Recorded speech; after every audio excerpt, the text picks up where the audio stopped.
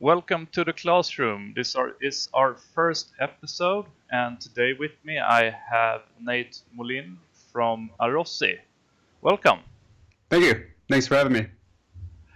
So we'll start off with the first question right away. What is your role at Arozzi, and what's your daily routine like? So I just started the marketing coordinator just today, actually, so it's kind of new for me. And some of the things that I do is working with like sponsorships, influencers, affiliations, trade shows, a lot more than that, but that's kind of like the general gist of it. Okay. And on a daily basis, you just mail, or do you go out to events and so on as well, or? A lot of my day is working with the sponsors, so like getting in touch with them, see how they're doing, seeing any new ones, all the applications, anyone that we might be looking for, stuff like that. Yeah, cool. That leads into our next question. What do you look for when you receive a request for a sponsorship? It's kind of a hard question to answer because it's to me, I feel like one thing that we like to look for is someone who kind of represents like the same values. Does that make sense? Yeah. So it's kind of someone who can represent us for us. Yeah. And has like the same set of values, which is we kind of have like a feeling we want to like have that passion for gaming and stuff like that, for example. Excellent. Is there a difference from when individual, like a streamer, comes to your organization? Yes. So streamers, like as we work right now, typically like we work with streamers where we just give them products basically, and then they kind of test them out, see if they like them, and then we also give a coupon code to them that they give out to their fans, and the more the coupon code is used, they get more. After it's been used so many times, we can track it, and then they can get bonuses from that. So it's kind of like a way for us to get ourself out there, basically. And on the team side, do you have any? Oh yeah, the teams right now it's kind of we're mostly focusing on streamers at the moment. Teams are a little bit it usually costs a little bit more money because there's lots of teams that usually want some like funds to help support their team, which is completely understandable. And like our budget with marketing isn't it is a little bit tight, and we're trying to keep a little bit closer eye on it right now. So we're more focusing on streamers at the moment and just kind of seeing how that goes. Do you think that's a general consensus in the gaming peripheral market, that you focus more on streamers and less on teams, or is it no company? I think each company has their own way of doing things and the way things that they like to do things, and it's always going to be different. So I think for us, like we have our way that we think is working for us, and it's something that we enjoy. I personally love talking with streamers and talking to some pretty cool people that I'm personally fans with, for example. But in terms of like getting the Arozzi name out there, it's great for them to actually try it out and explain that they like it or not. So nice. Yeah. So is there anything special you should consider when you contact a potential sponsor, when someone contacts you, for example? Yeah, be polite. Don't demand anything. There's a few people out there that think they can get stuff for free and get free money without having any knowledge about our company at all. So that's the other thing, is actually take a look at our brand and like see our values, because I think that's one thing that we really look for, is like we want someone who kind of matches up with our values. So I think that's what we look for mostly when we look at our applications. Number wise, like, do you look under their social media spread and so on as well? Yeah, it's not the biggest thing, but like obviously it's like a mutual agreement where we would like to get our name out there. So it is a thing that we look at, but it's not the only thing. But it depends on like each company. I think is going to be different, and it depends on what they're looking for. Uh, but yeah, it's always different. But numbers is a factor in it. So when you approach someone you haven't had a previous partnership regarding a potential partnership, you should do your research first. Yeah. Yeah, it's we've had a few people come to us and they basically say, "Give me a free chair," Yeah. and don't even know, haven't seen any of our chairs or anything like that, and it's kind of easy to tell who's lying, and they kind of have. It seems like one of those like copy and paste where they just send it to every company, Mm. and it doesn't seem so personal, and actually feel that they care about it because I think we really care about our products and that we want someone who really enjoys them and is going to enjoy them. So Nice. Uh, so in real life, I guess you've been to maybe DreamHack or other events. When someone comes up to you there, what should they have prepared beforehand? I know there's a lot of people coming up to you. How should they act? What should they be prepared when they come up to you? uh, nothing really. I think it's more just say hello. Like I think in terms of our sponsorships and stuff like that, is we want to have a relationship. It's just like a normal relationship where it's like just introduce yourself and that's all you really need to do. No, nothing like a special little gift or something to remember them by, or No, bribing works. No, right? I'm just kidding. No, but no, I think like I said, like we just want to like our values to kind of like match up, and that's just starts by introducing each other and getting to know each other, basically. So that's all you really need to do. And as a streamer or a esports organization, what do they offer in a partnership, or what can they offer in a partnership? Uh, so basically, like our partnerships and stuff like that, uh, we would like to have someone out there who will enjoy our chairs and be able to get some brand awareness, essentially. So it's for us, it's kind of a way to for them to enjoy it and then explain it to their fans. And how does a partnership usually look like? Is it do you do stuff together, or are they individually responsible for their marketing stuff they do for you, or? It's different for each person. It's there's some people that have managers, for example, and they would like to be contacted through managers.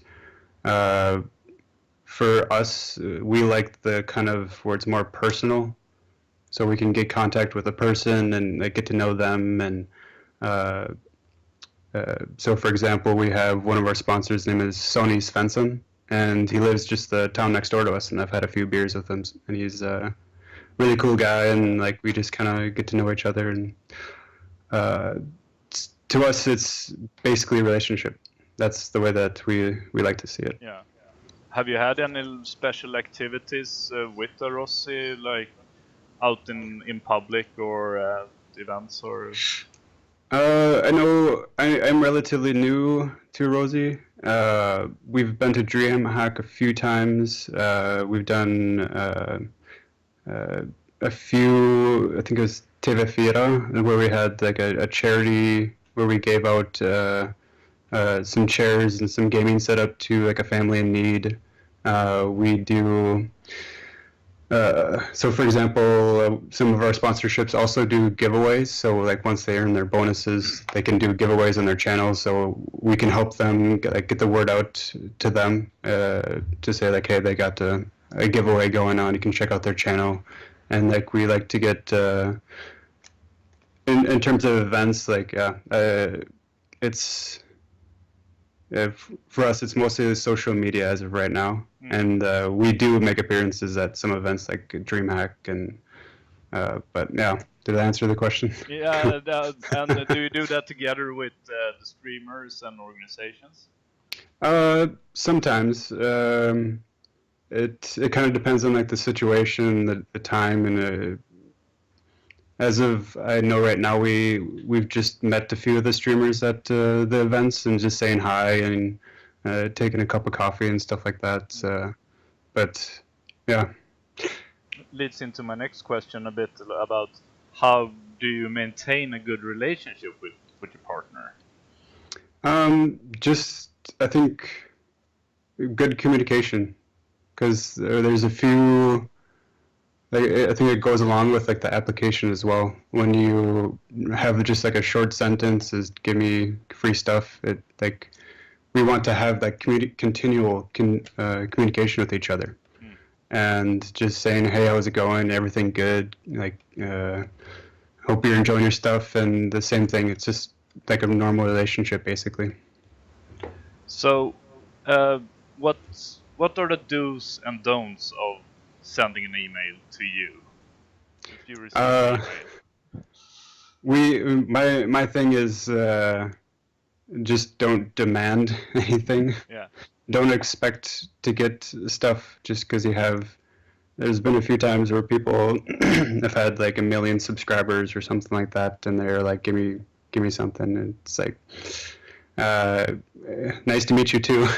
I'm entitled to this because yeah. So I think like with us, like we want to, like I said, kind of line up our values, and like I think it's good to have that good relationship where there's some people don't want to talk to you after they get their stuff, and we would like to continue that, and check in with each other.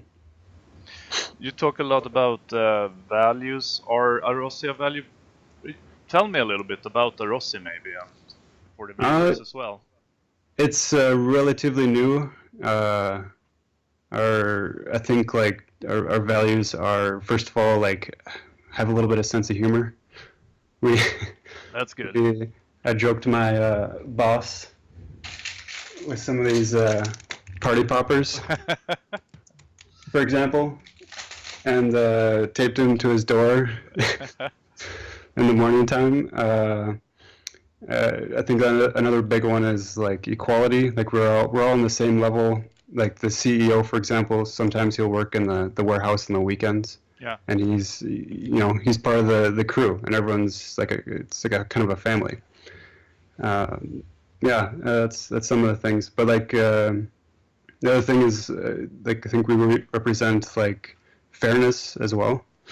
Like I think a lot of the chairs out there, especially like gaming chairs, are way overpriced, and I feel like we have more of a fairness to it, where it's like they don't need to be that expensive. That's a good quality to have. What other products do you have than chairs?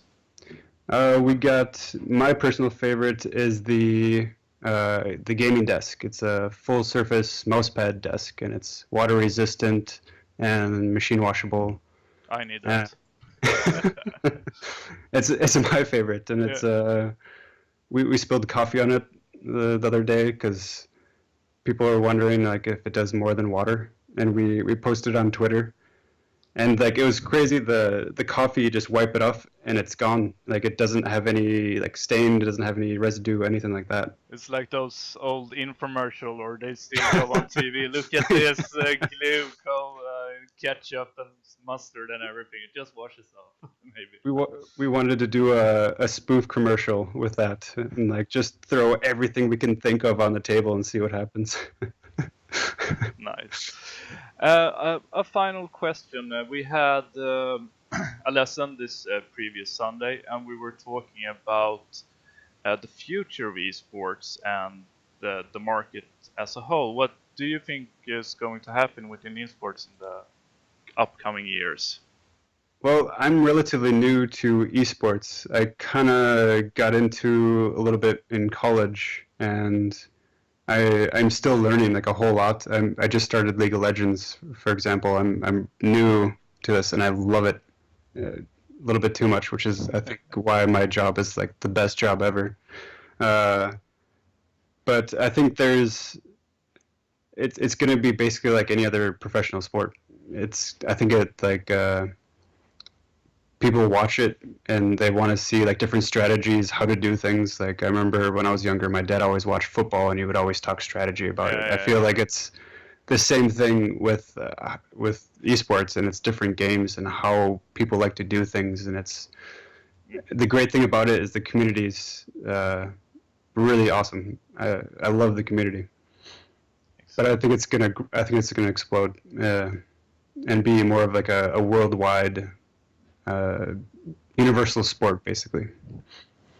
Yeah, if you like League of Legends, we have some good coaches here at the academy. So I need it. yeah, I really need it. I can help you set something up with our guys. I love that. I think that's it for today.